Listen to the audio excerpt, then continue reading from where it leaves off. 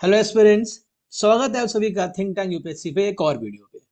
जैसा कि आप सब जानते हैं, revise polity through MCQ series already live है। आपकी तरफ से बहुत अच्छा रिस्पांस है, thank you so much and I hope कि सीरीज आपके लिए बहुत ही हेल्पफुल साबित हो रही है। देखिए वो सीरीज की रेलेवेंस कितनी ज्यादा है और कितनी इंपॉर्टेंस है, उस बात को हम फर्दर कोराबरेट करने के लिए आपके सामने एक ऐसी वीडियो लेकर आए हैं जो आपको इस चीज का आइडिया देगी कि क्या चीजें ऐसी हैं जिनको अवॉइड करना है अपनी यूपीएससी की तैयारी के दौरान, स्पेसिफिकली प्रीलिम्स के दौरान। देखिए जैसा आप सब जानते हैं कि यूपीएससी में सक्सेस रेट बहुत कम है। It is close to 1 to 2%, है ना। तो आइए आज हम बात करेंगे कि ऐसी क्या चीजें हैं जो हमें हेल्प करेंगी आइडेंटिफाई करने में और ये जानने में कि अगर हमें इस 1 से 2% वाले ब्रैकेट में आना है तो क्या नहीं करना है और क्या करना है। ठीक है। और आज की वीडियो के लिए हमारे साथ एक बहुत ही खास और एक्सपीरियंस गेस्ट जुड़े हैं। स्वागत है विकास सर आपका हमारे साथ। Thank you Nimit. सर जैसा कि आप जानते हैं आज की वीडियो का एजेंडा, हमें बच्चों को आज ये बताना है कि उनको इस बात का एहसास दिलाना है कि 99% बच्चा जो फेल होता है प्रीलिम्स में वो किन गलतियों की वजह से फेल होता है। हम 4 से 5 हेडर्स में सर बात करेंगे और देखेंगे कि एक्चुअली पूरा सीन है क्या। उस सबसे पहले सर जरा हम एक बार डेटा पे नजर डालते हैं। अगर यूपीएससी प्रीलिम्स 2024 का डेटा देखें हम, तो लगभग लगभग 13-14 लाख बच्चों ने अप्लाई करा था। और प्रीलिम्स की बात हो रही है सर, सिर्फ 14,627 बच्चा ही प्रीलिम्स क्वालिफाई करके मेंस में बैठा था। That is a success rate of approximately 2 to 3%। क्या कहेंगे सर आप, ये सक्सेस रेट इतना कम क्यों है? What are the major factors according to you sir? बिल्कुल बिल्कुल निमित सर, बिल्कुल सही बात है ये कि 99% बच्चा फेल करता है। तो उसके हिसाब से मतलब ये तो ऑब्वियस सी मैथ्स है कि 900 सीट्स हैं, 14,000 कैंडिडेट्स को ही मेंस के लिए क्वालिफाई करवाना है। लेकिन हमें ये समझने की जरूरत है, ये इस चीज का हमें ये तैयारी स्टार्ट करने से पहले एहसास होना चाहिए कि इसमें सिर्फ 14,000 कैंडिडेट्स को ही लेना है तो हमारे पास स्कोप ऑफ एरर बहुत ही कम हो जाता है। जब जी। हम पहले दिन क्लास ज्वाइन करते हैं, 300 बच्चों की क्लास होती है, उसमें हम हमारे पहले दिन बच्चे के दिमाग में ये रहता है, फर्स्ट अटेम्प्ट फर्स्ट रैंक। बिना ये जी। सोचे समझे कि भाई वो 300 बच्चों में से ऐसा भी हो सकता है कि एक भी बच्चा फाइनल लिस्ट में ना आए, फाइनल लिस्ट तो दूर की बात, प्रीलिम्स भी क्वालिफाई ना करे। तो यस सर। आज हम उन्हीं कुछ मिस्टेक्स के बारे में कोशिश कर रहे हैं, डिस्कस करेंगे धीरे धीरे कि भाई कौन कौन सी मेजर मिस्टेक्स है जो अवॉइड करनी चाहिए, जो 99% बच्चा करता है और जो सिलेक्ट क्वालिफाई हो रहा है वो नहीं कर रहा है। ठीक तो कहा सर, इसी बिल्कुल पे आपने। आगे। आज मैंने सर हाँ कोशिश करी है कि 4 से 5 ऐसी कुछ मिस्टेक्स को लेकर सामने आया जाए, उस पर चर्चा करी जाए जो कि बच्चे को बिल्कुल। नहीं ही करनी है सर। मतलब मैं ये नहीं कह हम्म रहा हूँ 4 से 5 ही हैं। मैं मेजर 4 से 5 लेकर आया हूँ हाईलाइट करके, चर्चा के दौरान हो सकता है एक दो और निकल के आ जाए, लेकिन ये 4 से 5 ऐसी मिस्टेक्स हैं सर जो बच्चे को करनी ही नहीं है अगर उसको ये पेपर क्वालिफाई करना है। तो सर बिल्कुल बिल्कुल। अगर आपकी अनुमति हो तो डिस्कशन स्टार्ट करें। हाँ हाँ बिल्कुल, स्टार्ट करते हैं। ठीक है सर, ये 2023 का भी डेटा था सर, वही देख सकते हैं। ऑलमोस्ट आप सभी बच्चे 14,000 बच्चे इसमें भी क्वालिफाई करे हैं। आप मान के चलिए प्रीलिम्स से मेंस में जो बच्चा क्वालिफाई होता है वो हर साल ऑन एन एवरेज 14-15,000 के बीच में ही रहता है। ठीक है। तो numbers might very a bit but overall यही रहता है। ठीक है। चलिए, तो जो सर मेरे हिसाब से जो मैं अपनी अंडरस्टैंडिंग से सोच पाया, one of the biggest reason is that कि एस्पिरेंट सीसैट को ओवरलुक कर देते हैं। सर मैं पर्सनली 10 मिनिमम 10 ऐसे लोगों को जानता हूं जो अब सेलेक्टेड है ऑब्वियसली, लेकिन उन्होंने उन्होंने अपने पहले दूसरे अटेम्प्ट में सर सबसे बड़ी गलती ये करी थी कि उन्होंने जीएस 2 को ही सर बिल्कुल भाव नहीं दिया। उनके पेपर 1 में तो सर 110 प्लस नंबर आए थे, लेकिन जीएस 2 क्वालिफाई तक नहीं हुआ था। तो सर जरा इस पे प्रकाश डालिए और हमारे एस्पिरेंट्स को समझाइए कि ऐसा क्यों होता है और इससे कैसे बचें सर। बिल्कुल सही चीज हाईलाइट करी है निमित आपने। इसमें हो क्या रहा है कि भाई सी सेट जब इंट्रोड्यूस किया गया, तब कुछ बच्चे ऐसे थे जो जीएस में बहुत अच्छे थे लेकिन सी सेट में वीक थे। तो उन्होंने सी सेट की प्रैक्टिस करी। ठीक है, सी सेट की प्रैक्टिस करने की वजह से जीएस वीक हो गया, तो फिर नहीं निकला। फिर जब दोबारा से सी सेट को क्वालिफाइंग किया गया, तो जी ऐसे सर। बच्चे थे जिनका सी सेट वीक था। ठीक है, ठीक लेकिन है। उनको लगा कि अब सिर्फ क्वालिफाइंग हो गया है, तो उस वजह से क्या हुआ कि उन्होंने उसके ऊपर फोकस देना कम कर दिया।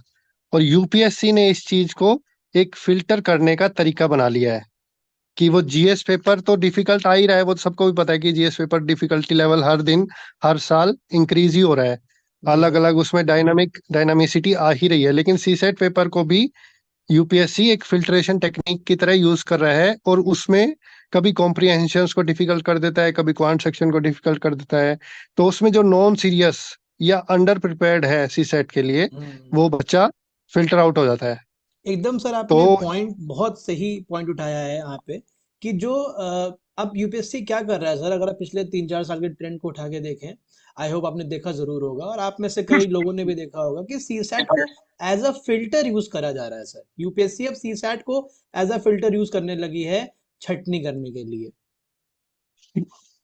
बिल्कुल बिल्कुल, क्योंकि यूपीएससी को क्या है, यूपीएससी के पास कैंडिडेट्स की कमी थोड़ा है, उसको तो रिजेक्शन का बहाना चाहिए। तो वो जी अपने सर। प्रोसेस को इस तरह करेगा कि किस तरह मैं बच्चे को इससे फिल्टर आउट कर पाऊं। तो मतलब उसमें बेसिक चीज जो है कि भाई बच्चे को सीसेट पे ध्यान देना बहुत जरूरी है, और जो बच्चा इसको ओवरलुक कर देता है, तो ऐसा भी होता है कि एक साल तो वो लिस्ट में आ रहा है, आईआरएस बन रहा है, अगले साल वो रैंक इंप्रूवमेंट के लिए जब प्रीलिम्स का पेपर देता है तो उसका सीसेट ही क्वालिफाई नहीं हो रहा है। ठीक ऐसे भी है सर। बहुत मैं ये कैंडिडेट्स होते ऐसा, हैं। जैसा अभी आपने एक पर्सनल एग्जांपल दिया है, मेरे एक जानने में है, उनका रेलवे में हुआ था सर, आईआरएमएस में, और सेम सर इंसिडेंट हम्म। हुआ उनके साथ। उन्होंने नेक्स्ट ईयर अपनी रैंक इंप्रूव करने के लिए एग्जाम दिया। उनका सर हाँ जीएस वन का स्कोर सर 105 बन रहा था, और जीएस टू क्वालिफाई ही नहीं हुआ सर। हाँ। तो एक तो रियल ये लाइफ बिल्कुल इंसिडेंट जो मेरे फर्स्ट देखने को टाइमर्स मिला। है, तो ये जो बिल्कुल जो इस ये चीज तो फर्स्ट टाइमर्स को बिल्कुल गांठ बांध लेनी चाहिए कि भाई सी सेट को कभी भी ओवरलुक नहीं करना है। और अगर आपको लगता है कि आपका सी सेट वीक है, आप कमजोर हैं, तो पहले दिन से ही थोड़ा थोड़ा टाइम इसको डिवोट करते रहो। वेट मत करो कि भाई लास्ट दिन आएगा या लास्ट वीक आएगा, लास्ट मंथ आएगा तब मैं स्टार्ट करूंगा, थोड़ा सा तो है हो जाएगा। ये वैसी जी चीज नहीं है कि आप 10 दिन के अंदर करके और क्वालिफाई कर जाओगे।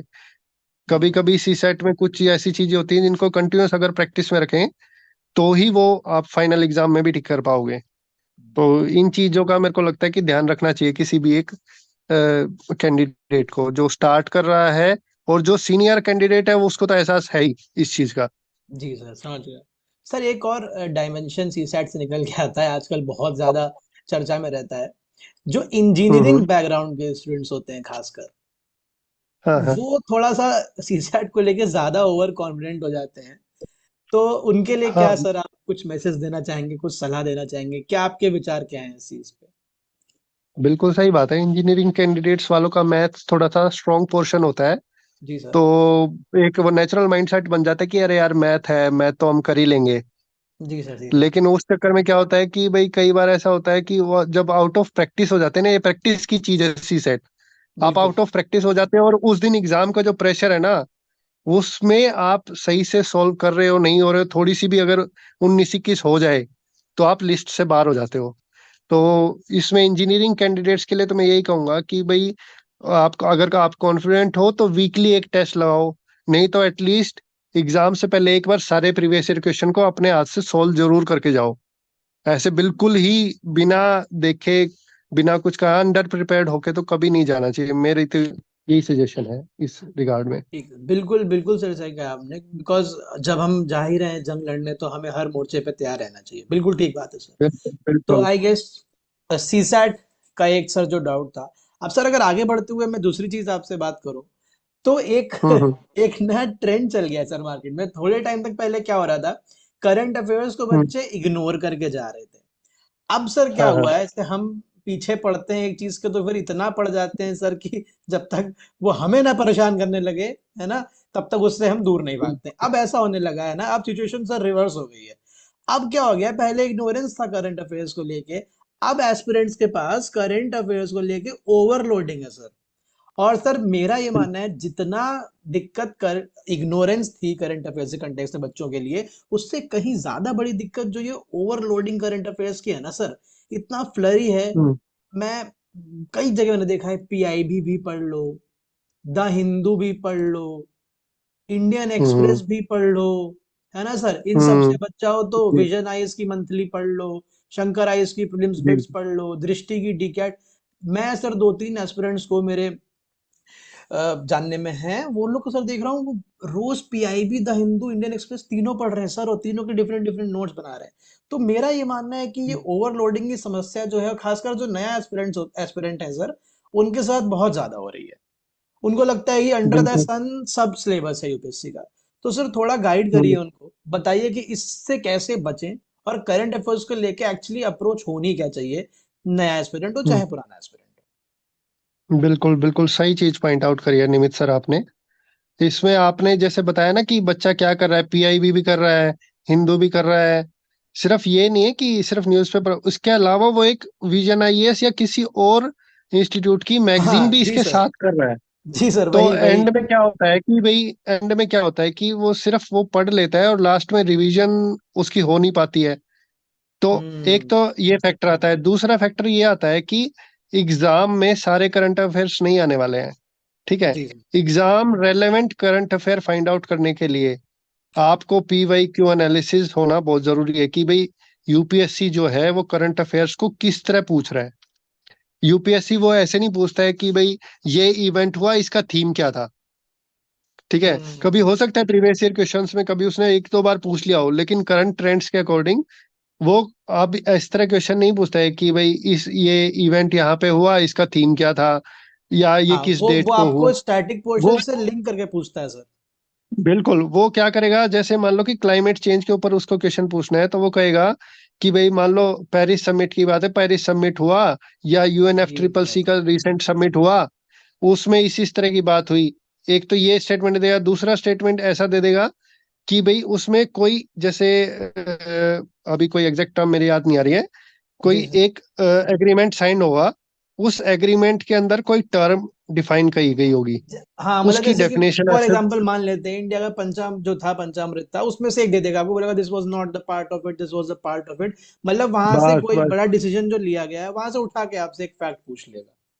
हाँ, और इसी तरह मान लो एसएनटी का है तो एसएनटी में जैसे एआई का आजकल चल रहा है तो उसमें मान लो सोवरेन एआई पूछ लेगा कि जैसे सोवरेन जैसे कि एआई क्या होता है। 2022 में उसने 22 के प्रीलिम्स में ग्रीन वॉशिंग सर पूछा था उठा के, व्हाट इज ग्रीन वॉशिंग, हाँ, है ना, दिस इज एन तो एग्जांपल। मतलब करंट अफेयर्स में आपको मतलब apply application of current affairs भी उतना ही समझ में आना जरूरी है जितना हम्म। आपको फैक्ट्स जरूरी है। फैक्ट्स उतने इंपॉर्टेंट नहीं है यूपीएससी के लिए। यूपीएससी के लिए अंडरस्टैंडिंग ऑफ करंट अफेयर्स बहुत जरूरी है। बिल्कुल सर, तो और उसके लिए सर। हर इसको आपको करंट अफेयर्स को स्टैटिक के साथ देखना होगा। जी। जैसे मान लो नाबार्ड के ऊपर कोई न्यूज आ गई है, तो जी सर। आपको पता होना चाहिए कि नाबार्ड क्या है, उसका बेसिक पर्पस क्या है। हम्म। साथ में जब भी आप करंट अफेयर्स पढ़ो नाबार्ड के, तो हर बार आप रिवाइज करोगे कि नाबार्ड क्या है, किस लिए बनाया गया था। अगर हर बार आपको याद आ रहा है तो ठीक है। अगर नहीं याद आ रहा है तो आप जाके स्टैटिक पार्ट में से अपना रिवाइज करोगे उसको। राइट। ऐसे क्या होगा कि आपका स्टैटिक और करंट अफेयर्स एक तो लिंक होगा, आपको वो न्यूज भी बहुत अच्छे से इनग्रेन्ड हो जाएगी आपके अंदर। हाँ यार, नाबार्ड ने ये किया था, मैंने पढ़ा था। तो वो अगर उसी तरह उसका कुछ अप्लाइड पोर्शन आपका एग्जाम में आता है तो आप इजिली उसको कॉन्फिडेंटली उस ऑप्शन को मार्क करके आओगे। डेफिनेटली सर, मैं भी इस स्ट्रैटेजी से पूरा पूरा अग्री करता हूँ। मैंने अपनी एक पिछली वीडियो में how to prepare economy prelims के लिए, उसमें भी सर यही बात कही थी कि कुछ सब्जेक्ट तो ऐसे ऐसे ऐसे, इकोनॉमी हो गया सर, इकोनॉमी हो गया, हम्म। एनवायरनमेंट हो गया, है ना सर, साइंस एंड टेक हो गया, ये सब्जेक्ट तो ऐसे बिल्कुल हैं सर कि इनमें आप स्टैटिक और करंट अफेयर्स का अमेलगमेशन करे बिना तैयारी कर ही नहीं सकते हो। और अगर आप कर रहे हो तो बिल्कुल। फिर आप भ्रमित हो, है ना, आप अपना हाँ, बहुत सारा बिल्कुल। टाइम लूज कर दोगे। इससे पहले कि देर हो हम्म। जाए, यू नीड टू अंडरस्टैंड कि स्टैटिक और करंट को साथ में जोड़ के समझ के पढ़ना कितना जरूरी है। और दूसरा ये भी है ना कि आप एक न्यूज़पेपर पढ़ रहे हो, जी सर। एक मैगजीन पढ़ रहे हो, ठीक है, उसके ऊपर आप पीआईबी भी देख रहे हो, उसके ऊपर आप और भी हम्म। कोई गवर्नमेंट वेबसाइट्स भी देख रहे हो। आई इतनी सारी इंफॉर्मेशन को आपको याद भी रखना है, सही मतलब बात है, आप प्रैक्टिकल डाइजेस्ट एक्सपेक्ट कहाँ रेस्पेक्ट करोगे। भी करें। It is not humanly possible कि आप हर दिन की न्यूज को एग्जाम डे पे पूरा एग्जैक्टली याद कर पाओ। ठीक है। तो अग्री सर। ये स्मार्ट वर्क यहीं पे आता है कि भाई आप किस तरह आइडेंटिफाई करोगे कि यूपीएससी के लिए कौन सी चीज रेलेवेंट है और कौन सी इरेलेवेंट है। सर मेरा एक ओपिनियन है यहाँ पे, I think you can disagree अगर आपको लगता है, लेकिन मैं ओपिनियन पर रखना चाहूंगा। मेरा मानना है सर कि अभी देखिए, स्मार्ट वर्क इसी में है, इतना सारा पढ़ने को है, सब बातें, कंपटीशन इतना ही है। why cannot we just strictly talking through UPSC prelims perspective, sir? Why cannot we just stick to these magazines like Vision IS की जो मंथली मैगजीन है, उसको हम स्टिक कर सकते हैं। PIB डेली फॉलो करने से अच्छा है, द हिंदू डेली फॉलो करने से अच्छा है, इंडियन एक्सप्रेस फॉलो करने से अच्छा है, अपना टाइम बचेगा। Not talking about editorial sir, mains के पर्सपेक्टिव से, just talking through the lens of prelims, हम इसी को स्टिक करके, these are well research materials, तो हम इसी को स्टिक करके एक ही सोर्स से जाके बकायदा 4 जगह जाने की जगह एक ही सोर्स को मल्टीपल रिवीजन करके प्रिपेयर करके जा सकते हैं sir. Will that solve the purpose?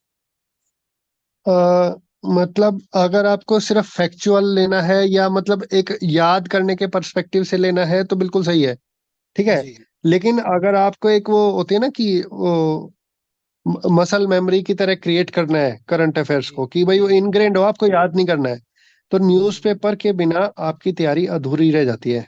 Newspaper daily अगर आप पढ़ते हो तो वो आपकी तैयारी को जैसे मैंने बताया ना, नाबार्ड वाला जो जी एग्जांपल सर। मैंने जस्ट दिया, कि हम्म। जब जब नाबार्ड के रिगार्डिंग न्यूज आ रही है, तो हम्म। आप वो, अगर आप उसको मंथली मैगजीन में पढ़ोगे तो वो तो सारी चीज आपको रेडीमेड दे रहा है, वो आपके लिए एक और सोर्स हो गया पढ़ने के लिए, इंस्टेड ऑफ कि मतलब आपने जो पढ़ा उसकी प्रैक्टिकल यूटिलिटी। समझ रहे हो कि वो हम्म। आपको प्रैक्टिकल यूटिलिटी नहीं दे रहा आपकी नॉलेज की। और जी। यूपीएससी क्या मांग रहा है कि आपकी प्रैक्टिकल एप्लीकेशन क्या है। आप अपने आपने जो नॉलेज इनग्रेन कर लिया, आपने नाबार्ड के बारे में समझ लिया, आपने यूएनएफ ट्रिपल सी के बारे में पढ़ लिया, उसको आप एग्जाम सिचुएशन में अप्लाई कैसे कर पा रहे हो। समझ रहे हो। गॉट इट तो सर। जैसे आप पूरा महीने न्यूज़पेपर पढ़ते हो, तो उससे होता क्या है, उससे आप एक स्टोरी क्रिएट होती है, एक न्यूज बार बार आ रही है, बार बार आ रही है, तो एक वो वही जो दिमाग आपने में कहा कि मसल स्टोरी की तरह मेमोरी में क्रिएट हो वो जाता है। आपके, फिर मसल मेमोरी में वो आपके हाँ, इनबिल्ट हो मतलब जाएगी। हाँ, जो मैगजीन है वो एक सप्लीमेंट है, कि हम्म। आपने पूरे महीने पढ़ लिया, फिर उसको उसने समराइज करके एक जगह दे दिया। आपने पूरे महीने न्यूज़पेपर पढ़ा, तो उसके आप नोट्स मत बनाओ। अगर आपको यूं लगता है कि भाई मैगजीन से मैंने बाद में पढ़ना है, तो आप उसके नोट्स मत बनाओ, लेकिन न्यूज़पेपर पढ़ो डेली। फिर बाद में वो पूरे करंट अफेयर को रिवाइज करने के लिए आप एक मैगजीन कोई भी एक फॉलो करो, जिससे आपको लगता है कि भाई हाँ, इसमें बढ़िया से कवरेज हो रहा है। लेकिन मैगजीन भी ऐसा नहीं है कि एक महीने विजन की उठा ली, अगले महीने दूसरे की उठा ली, अगले महीने तीसरे की उठा ली, तो ऐसे भी नहीं करना है। कंसिस्टेंसी जरूरी है आप, क्योंकि सही बात है हाँ सर। एक हाँ, एक यूनिफाइड सोर्स रखो और उसी जी। को फॉलो करो। फिर उसके ऊपर आप कुछ मतलब, वो तो ऑब्वियस है कि भाई अलग वैल्यू अलग, जैसे एडिशन तो अगर सर, कुछ हाँ, नहीं। वो तो मतलब इट गोज विदाउट सेइंग वाली बात हो जाती है। ठीक है। हाँ बिल्कुल, लेकिन वैल्यू सर, एडिशन आप मतलब कभी भी। निष्कर्ष अगर मैं निकालूं इस डिस्कशन का करंट अफेयर्स पे, तो ये है कि कैसे क्या करना है, ऐसे पहले सबसे पहले कहाँ से पढ़ना है, कितना पढ़ना है, इन सबसे पहले पता होना चाहिए कि क्या पढ़ना है। और उसके लिए बिल्कुल PYQ एनालिसिस बहुत जरूरी है सर, है ना? बिल्कुल जितने भी सही बात, एस्पिरेंट्स सही हमको बात। देख रहे हैं, जितने भी एस्पिरेंट्स हमको देख रहे हैं, आप इससे निष्कर्ष निकाल सकते हो बेटा। 3 चीजें, पहली बात तो क्या पढ़ना है बहुत जरूरी है। दूसरा, ये कैसे आएगा, इसको मैं चलो टू नहीं बोलूंगा, इस साथ ही बोलूंगा, PYQ एनालिसिस करके आएगा। दूसरी चीज, बहुत इंपॉर्टेंट, स्टैटिक और करंट अफेयर्स को आपको हमेशा साथ रख के पढ़ना है, तभी मीनिंगफुल तैयारी होगी, वरना नहीं होगी। तीसरी, जैसा सर ने बताया कि newspapers will always be the key. अगर आप लंबी रेस का घोड़ा बनना है, आपको सिर्फ प्रीलिम्स क्वालिफाई करना है, तो बात फिर अलग है, कोई फायदा है नहीं। Supplemented by monthly magazines. Did I summarise it good enough sir? बिल्कुल बिल्कुल सही, सारे पॉइंट्स आपने कवर किए निमित सर। ओके सर, तो अब तीसरा पॉइंट जरा देख लेते हैं। इस वाले पॉइंट पे जरा मेरे को थोड़ा अपना भी ओपिनियन देना है। Over reliance on coaching material sir. अगर आप ORN की गलियों में जाएंगे कभी, या फिर करोल बाग या मुखर्जी नगर, हर गली में कोचिंग है सर। और दिक्कत हर गली में कोचिंग होने से नहीं है, दिक्कत है कि सर कि बच्चे ये नहीं चूज कर पा रहे हैं कि कोचिंग, उनको ऑब्वियसली एजुकेशन हब्स हैं, बातें हैं, बट सम वॉट सम और the other way they are commercial entities also. तो बच्चों को उनकी रिस्पॉन्सिबिलिटी बनती है, उनको ये समझना पड़ेगा। खुद कोचिंग वाले, हर कोचिंग यही बोलेगा कि मेरा मटेरियल बेस्ट है, मेरा मटेरियल बेस्ट है।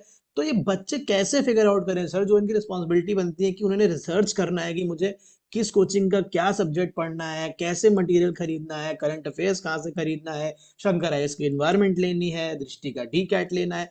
तो ये जो बच्चों के ऊपर रिस्पॉन्सिबिलिटी बनती है कि उन्हें चूज ही होना है, ओवर नहीं रिलाय करना है स्टैंडर्ड बुक्स को ध्यान में रखते हुए चलना है। सारी बातें सर जरा गाइड करिए कि स्टैंडर्ड बुक्स का रेलेवेंस कितना ज्यादा है, वो कभी खत्म नहीं होगा। कोचिंग मटेरियल्स में से अगर चूज करना है तो कैसे चूज करना है, और कैसे किसी भी कोचिंग के बड़े बड़े महंगे महंगे जो दावे होते हैं उनमें नहीं आना है। 3 बातें सर। हम्म इसमें ये बिल्कुल सही पॉइंट आपने रेस किया है कि भाई, जैसे मैंने पहले भी बताया कि भाई न्यूज़पेपर को आप अवॉइड करके और सिर्फ जी सर। मंथली मैगजीन्स अगर फॉलो करोगे जी तो सर। आपका एक जो मसल मेमोरी है वो डेवलप नहीं हो पाएगा। ठीक है। ओके सर, बिल्कुल। हाँ, मतलब ये उसी पॉइंट के आगे कंटिन्यूएशन है। दूसरी बात ये है कि भाई कोचिंग मटेरियल ऐसा नहीं हो सकता कि भाई सारे बुरे हैं, ऐसा भी नहीं हो सकता कि सारे सही है। ठीक है।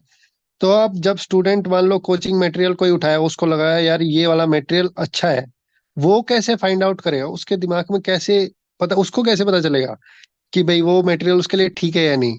तो इसका तो हाँ एक ही सही बात है तरीका है कि सर। जिसको आपने सोच लिया कि भाई मेरे को ये मटेरियल लेना है और ये मटेरियल मेरे हिसाब से अच्छा है, तो आपने उस मटेरियल को खरीद लिया, उसको पढ़ा, और जी फिर सर। दोबारा से एज यूजुअल पीवाईक्यू पे गए उसी सब्जेक्ट के रिगार्डिंग, और देखा हम्म। कि भाई क्या मैं उन पीवाईक्यूज को सॉल्व कर पा रहा हूँ। अगर तो ये फिर इसका से वही जवाब है बात आ यस। जाती है।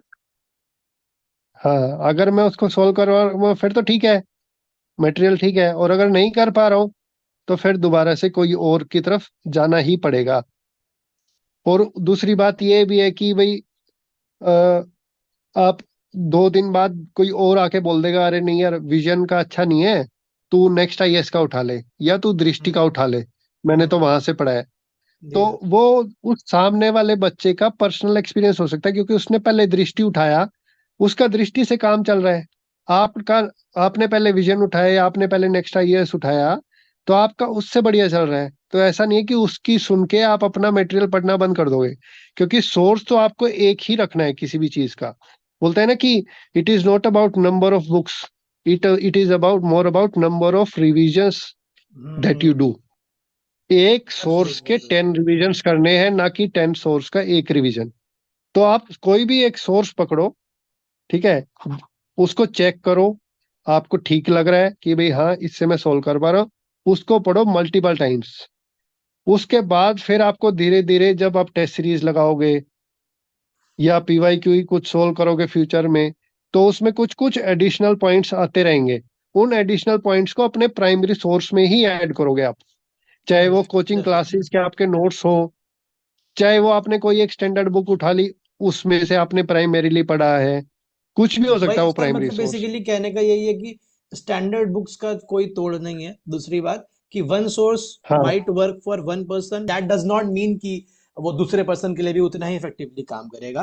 तीसरा है कि हाँ the only purpose should be कि कुछ भी आप पढ़ रहे हो, आपका क्वेश्चन सॉल्व होना चाहिए। क्वेश्चन नहीं सॉल्व हो रहा है तो फिर वो हाँ सोर्स ठीक नहीं है। एम आई राइट हाँ सर? बिल्कुल इसी, हाँ बिल्कुल इसी बात में मैं एक और बात जोड़ना चाहूंगा कि गुरदास मान का एक गाना बहुत फेमस हुआ था जी कुछ सर। साल पहले कि की बनू दुनिया दा। जी उसमें सर। एक लाइन आती है कि भाई किसी की पक्की देख के अपना कच्चा मकान नहीं ढाना है। कि भाई किसी हम्म। का वो देखी कि भी अरे यार ये तो वो सोर्स पढ़ता है और उसके उससे नंबर आ रहे हैं, ठीक है, उस वजह से तुम अपना सोर्स नहीं नहीं बदलोगे। बता सकते। ठीक है का सर, बिल्कुल उसका यस। सोर्स वहां पे पका इसलिए है कि उसने उसके 10 रिविजन्स करे हुए हैं। अरे हो गए।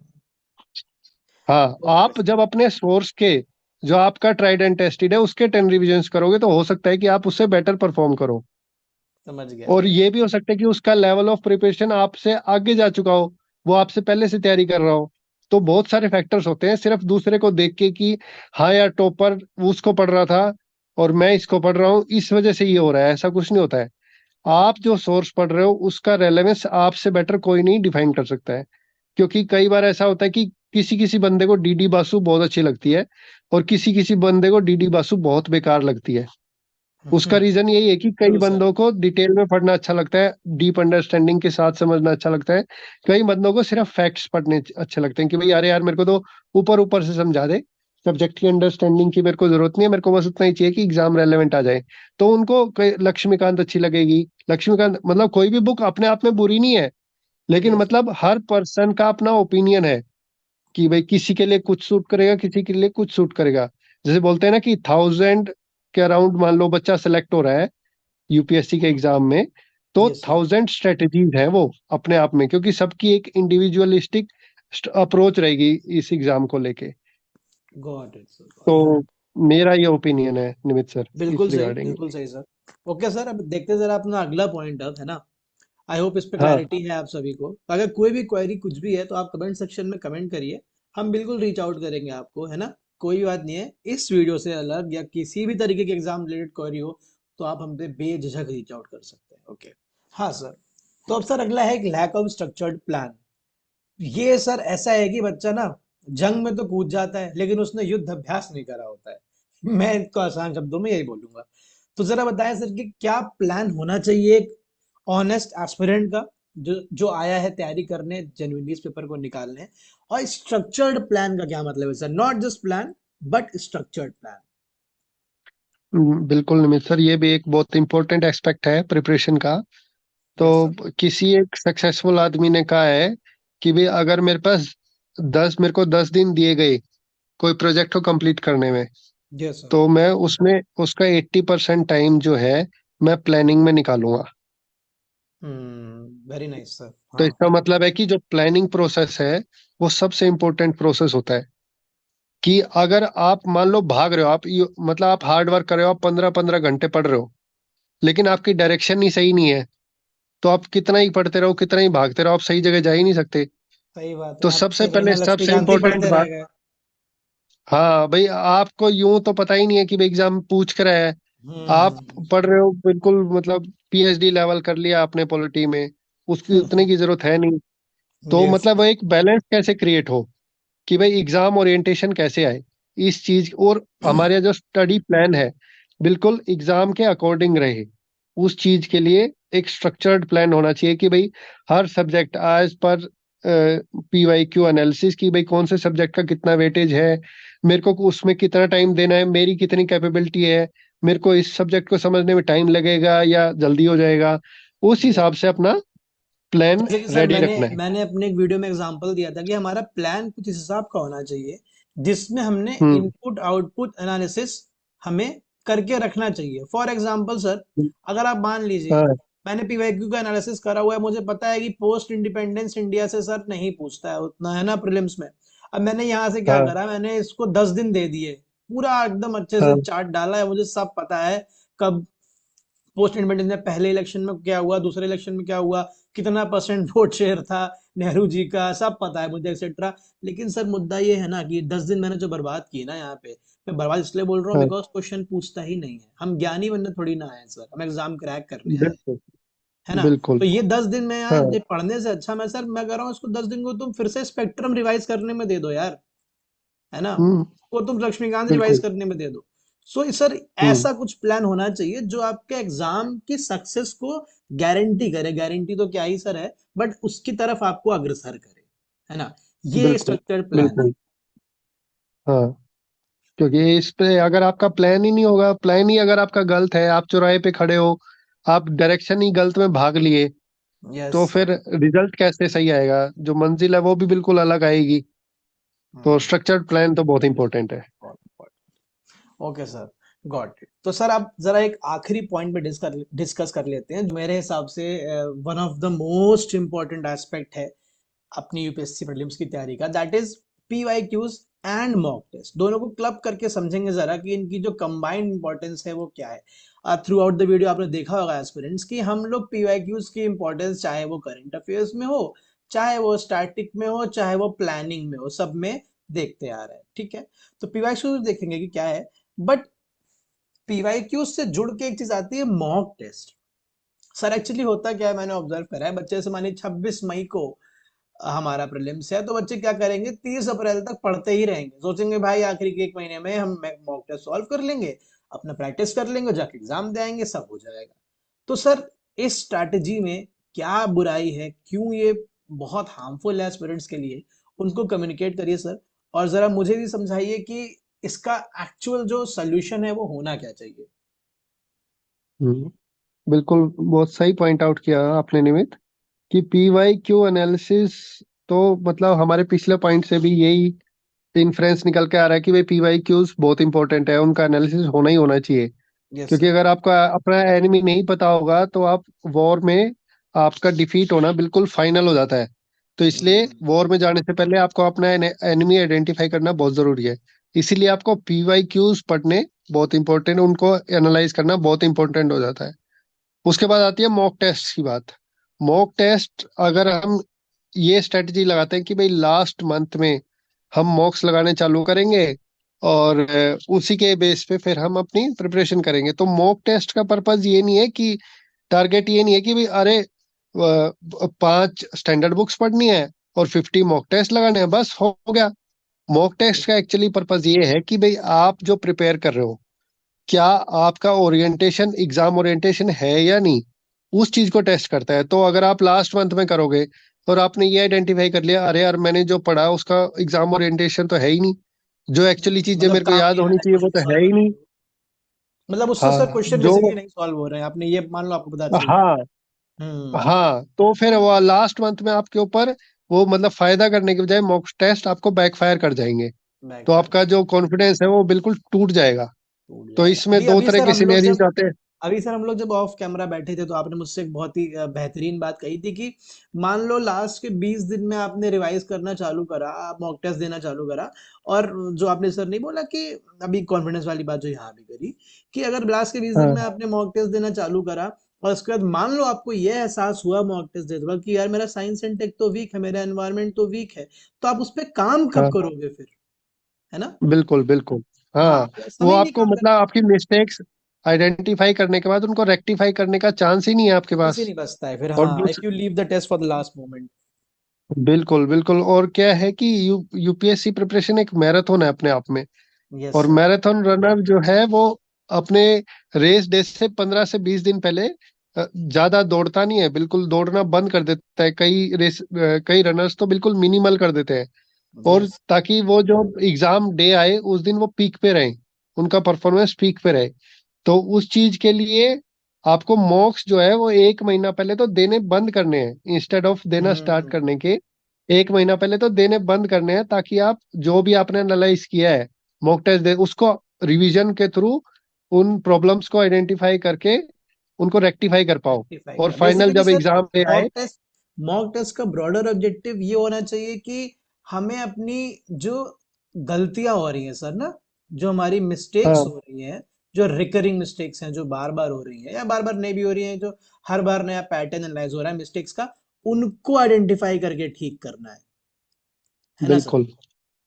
हाँ, हम्म। क्योंकि केयरलेस मिस्टेक्स होती हैं कई बार, जैसे आपको बहुत पूरा नॉलेज है सब कुछ है, तो जब आप 2 घंटे का एग्जाम देते हो तो आप कुछ केयरलेस मिस्टेक्स करते हो कि भाई नोट वर्ड लिखा हुआ था आपने नोट नहीं पढ़ा, या कुछ हाँ, और इस तरह करेक्ट की लगा कर केयरलेस चले आए। मिस्टेक्स। हाँ, तो इस तरह की मिस्टेक्स जो है आप प्रैक्टिस के थ्रू ही अवॉइड कर सकते हो। अगर आप प्रैक्टिस नहीं होगे और बिल्कुल लास्ट टाइम पे करोगे तो फिर ये चीज आप अवॉइड कर ही नहीं पाओगे। वही सेम मिस्टेक्स जो आप मॉक में करोगे वही आपके फाइनल डे पे भी होंगी। समझ और गया सर। ये मतलब कहने का मतलब ये लॉन्ग टर्म प्रोसेस है इंस्टेड ऑफ शॉर्ट टर्म, कि भाई आपने 4 दिन प्रैक्टिस करी 5वें दिन जाके पेपर दे दिया तो आपके मार्क्स बढ़ जाएंगे, नहीं ऐसे नहीं है। इसमें हम्म। आपको आराम से एक एक टेस्ट लिया, एक वीकली एक टेस्ट दिया, उसको एनालाइज किया कि भाई मैंने कितने करेक्ट करे तो उसका रीजन क्या था, केयरलेस मिस्टेक्स थी या मेरे रिवीजन में कमी थी। तो मतलब अगर आपको अपने केयरलेस वीक मिस्टेक्स है। Areas, mistake areas identify mock test से ही होंगे एग्जाम लाइक एनवायरनमेंट में हाँ बैठ के। बिल्कुल, पर्पस हमारा यही है मॉक टेस्ट देने का। Mock purpose. टेस्ट देने का और दूसरा कोई पर्पस नहीं है कि भाई कितने मार्क्स आ रहे हैं, वो हमारी प्रिपरेशन पे इतना इम्पैक्ट ना डाले। इंस्टेड की जो गलतियां हो रही है वो आइडेंटिफिकेशन में ज्यादा मदद करेगा मॉक ज्यादा टेस्ट। बात है सर। यही एक चीज जो हमने इस पूरे डिस्कशन में एक चीज समझे कि पीवाईक्यूज की क्या इंपॉर्टेंस है हर स्टेज पे, और अब हमने ये जाना कि हम्म, मॉक टेस्ट क्यों इंपॉर्टेंट है, प्रैक्टिस क्यों इंपॉर्टेंट है ना? इन दोनों की बिल्कुल। इंपॉर्टेंस को सर समझा हमने, और भी मेंटोर से बात करी है जो बहुत एक्सपीरियंस्ड है, बहुत हाईली है। हमें सर मालूम हम्म, चला कि इन दोनों का अमेलगमेशन बहुत जरूरी है ना? तो हमने सर इन्हीं बिल्कुल। दोनों को कंबाइंड करके एक सर सीरीज खड़ी करी है। आई होप अगर आपने देखा है तो थिंक टैंक यूपीएससी हम्म, लेकर आया है sir revise polity through MCQs, जो कि हमारे चैनल पे 6 जनवरी से सर ऑलरेडी लाइव है। रिस्पांस बहुत अच्छा है बच्चों का।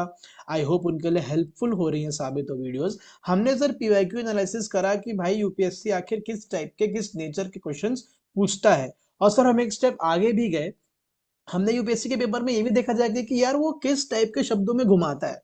जैसे कि सर फॉर एग्जांपल बोल देगा कि प्रेसिडेंट रूल के दौरान president can dissolve state legislature, है ना सर, मतलब उसने अधूरा दे दिया, बिल्कुल। होता है कैन ईदर डिसॉल्व और सस्पेंड, उसने डिसॉल्व दे दिया। तो बच्चे कभी क्या करते हैं ना सर, पढ़ते टाइम इस चीज पे इतना फोकस नहीं देते हैं, just because there is a जी लॉट ऑफ जी। Information to process. तो ऐसे शब्दों में जो वो घुमाता है एक दो शब्दों में, इसका भी ध्यान रखते हुए कि कहाँ मिस्टेक आपसे करवाता है यूपीएससी और कहाँ से क्वेश्चन पूछ रहा है, थीम्स कौन सी इंपॉर्टेंट है, पूरी लक्ष्मीकांत को हमने सर 2 3 4 चैप्टर्स में डिवाइड करा है पर लेक्चर, और हम उनको मॉक टेस्ट के फॉर्म में, एमसीक्यू के फॉर्म में रिवाइज करवा रहे हैं। अगर आपने सर वीडियो देखा नहीं है तो प्लीज एक बार देखिएगा जाके, एंड आई रियली विश कि आप समय निकाल के उसको देखें और हमें बताएं कि हम उसमें क्या इंप्रूवमेंट करना चाहते हैं, बिकॉज एक एक्सपर्ट एडवाइस जो है coming from your an experience mentor like you, बहुत हेल्पफुल हो गया हमारे लिए, बिकॉज अल्टीमेट एम सर तो बच्चों की हेल्प करना ही है एग्जाम के लिए, यूपीएससी प्रीलिम्स 2025 के लिए। सही बात है निमित। मतलब आपके कहने से पहले ही मैंने ये आपके एमसीक्यू सीरीज वाले वीडियोस देखे हैं, और मैं अच्छा देख भी अच्छा। रहा था कि काफी अच्छा रिस्पॉन्स आ रहा है स्टूडेंट्स का। हाँ मतलब जी सर। मेरे हिसाब से आपने जो चलाया है बिल्कुल सही, एग्जाम रेलेवेंट है। और एमसीक्यूज के थ्रू आप सब्जेक्ट को एक तरह से इजी कर रहे हो, एग्जाम ओरिएंटेशन दे रहे हो। हाँ सर, क्योंकि कई पर्पस बार वही ऐसा है कि होता है कि एग्जाम के लिए रेडी करना है सर। हाँ, क्योंकि अल्टीमेटली एक गोल क्या है, एग्जाम क्लियर करना है। एग्जाम क्लियर करना ठीक है है। सर। बच्चे हाँ, गलती यही करते हैं सर, आधे बच्चे ना सर ज्ञानी बनने के होड़ में लग जाते हैं यहाँ पे आके, उनको बिल्कुल ये नहीं पता बिल्कुल। कि वो पढ़ाई कर रहे हैं एग्जाम क्लियर करने के लिए। हाँ, इस गोल को भूल जाते हैं और पूरा ध्यान, अरे मैं तो पॉलिटी स्पेशलिस्ट हूँ, स्पेशलिस्ट नहीं हाँ, बनना है, अगली पहले एग्जाम अगली क्लियर करना लक्ष्मीकांत है। मैं ही लिखूंगा। बस बस बस। यही। बिल्कुल, तो मेरे सर हिसाब ये, से आपकी सीरीज बहुत सही है। हाँ सर, तो इसी सीरीज में सर अच्छा रिस्पांस है, बहुत हेल्पफुल है। कई बच्चों ने हमको इकोनॉमी के लिए सर रीच आउट करा कि बहुत टफ कॉन्सेप्ट्स वहाँ होते हैं, सब होते हैं। तो सर हमने एक इकोनॉमी की सेम पैटर्न पे सीरीज डिजाइन करी है, रिवाइज इकोनॉमी थ्रू एमसीक्यूज। हमने जो हॉट टॉपिक्स हैं जैसे कि inflation, tax structure, fiscal policy, monetary policy, banking etcetera etcetera, BOP, इन सबको आइडेंटिफाई करा है सर। और वहां से हम सेम तरीके से कॉन्सेप्चुअल प्लस फैक्चुअल नॉलेज को कंबाइन करते हुए एक एमसीक्यू सीरीज ला रहे हैं। अगर आपकी गाइडेंस मिलेगी तो बहुत अच्छा रहेगा, और आई होप कि इस सीरीज के दौरान आप आए, बच्चों को पढ़ाएं। कब आ रहे हैं सर लाइव चैनल पे, बताएं बच्चों को जरा। बिल्कुल बिल्कुल, अगर राइट अपॉर्चुनिटी और राइट टाइम होगा, मेरे को लगता है कि वैसे तो आप भी बहुत अच्छा करवा रहे हो।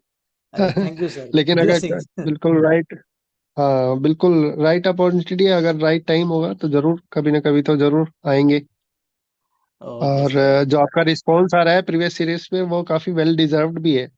काफी अच्छे से थैंक यू आप सो मच एक्सप्लेन सर। कर रहे हो। थैंक यू हाँ सर। बिल्कुल। बस सर बच्चों के लिए ही है सब, 2025 फिल्म्स के लिए रेडी करना है सर। अभी इकोनॉमी सीरीज चलेगी पॉलिटी के साथ साथ, बच्चों आपको बताना चाहूंगा मैं, फिर हम हिस्ट्री सीरीज भी लेकर आएंगे यूपीएससी फिल्म्स 2025 में। आपको हम हिस्ट्री, इकोनॉमी, पॉलिटी के लिए एकदम तैयार करके भेजेंगे कि आप क्वेश्चन गलत करने से पहले आपको कान में ऐसे लगेगा कि ब्रह्मा जी खुद बोल दे रहे हैं आके कि बेटा नहीं ये मत करना, पाप है। ऐसा करके भेजेंगे आपको। 1 फरवरी से लॉन्च हो रही है बेटा रिवाइज इकोनॉमी थ्रू एमसीक्यूज, जुड़ेगा हमारे साथ। अभी तक जिसने चैनल सब्सक्राइब नहीं करा है सब्सक्राइब कर लो, बहुत शानदार content with super lecture quality ensure करेंगे हम। भले ही लेट हो जाए but we will not sacrifice with the quality, हम आपके लिए लेके आते रहेंगे। रीच आउट करिए हमसे, और अगर आपको सर से कभी कनेक्ट करना है, आई होप सर आप किसी बच्चे को कोई क्वेरी रहेगी तो आप अवेलेबल हैं, ऐसा मैं मान बिल्कुल के चल रहा बिल्कुल, हूँ। एवरी टाइम बच्चों की मदद के लिए तो हमेशा ही अवेलेबल है। हाँ, कोई इशू तो नहीं है। मैं बिल्कुल करूंगा कनेक्ट, है ना। और thank you so much sir, है ना, टाइम निकालने के लिए हमारे लिए, अपनी एक्सपर्ट गाइडेंस बच्चों को देने के लिए। बहुत ही फ्रूटफुल डिस्कशन था। आई होप ऐसा डिस्कशन हम फ्यूचर में भी होल्ड करते रहें अपने चैनल पे। बिल्कुल बिल्कुल, फ्यूचर में जो भी इस तरह की अगर कभी जरूरत होगी तो बिल्कुल, I am always available. And thank you for having me. Welcome sir, welcome, it was our honour to host you here. Thank you so much everyone for tuning into us. Stay tuned. Revise Economy through MCQs will be live from 1st February. Good night. Thank you so much.